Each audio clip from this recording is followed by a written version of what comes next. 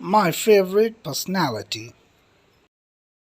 There are many people around the world who are very famous all over the world, but my favorite personality is my father.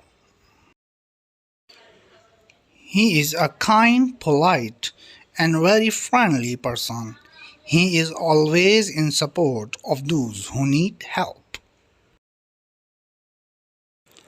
He is very religious person and always reminds me that life is a great gift given by God.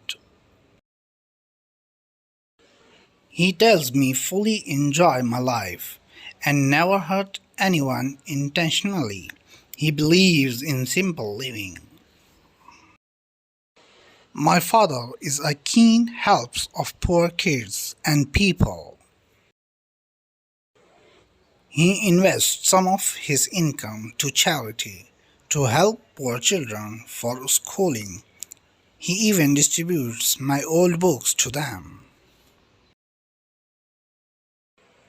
I feel very comfortable around him because he talks to me as a friend as well.